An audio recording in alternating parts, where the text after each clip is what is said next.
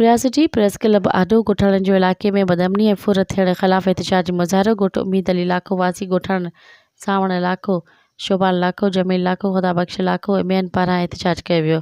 एहतजाज कंदड़नि ॿुधायो त मंगो लिंक रोड ते ॾींहुं ॾिठे जो दीदा दिलेरीअ सां नामालूम हथियारबंद ॻोठाणे सावण इलाइक़ो खां हथियारनि जे ज़ोर ते नई मोटरसाइकिल, मोबाइल फ़ोन ऐं रोक रक़म फुर करे विया।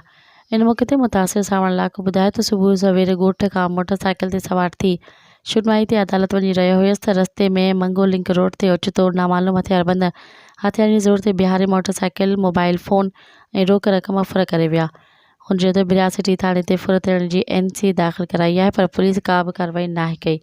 ॿिए पासे बि रियासती पुलिस राब्ते ते ॿुधायो त ॻोठाणनि जी NC दाख़िल कई आहे, वधीक जांच करे रहिया आहियूं।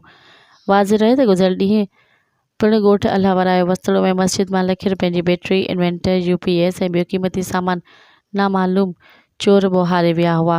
जो त रियासती ऐं आसपास गुज़िरियल हिकु हफ़्ते खां 6 खां वधीक फुर ऐं चोरियुनि जूं वारदातूं पेश आयूं आहिनि, पर रियासती पुलिस को बि जवाबदार गिरफ़्तार नाहे करे सघी, जंहिं सबबु इलाइक़े वासी जागी राति गुज़ारण ते मजबूर बणियल आहिनि। मज़ीद ख़बरनि ऐं तफ़सीलात लाइ विज़िट कयो असांजी वेबसाइट www.awamiNewsHD.com ऐं ॾिसंदा रहो अवामी न्यूज़ HD।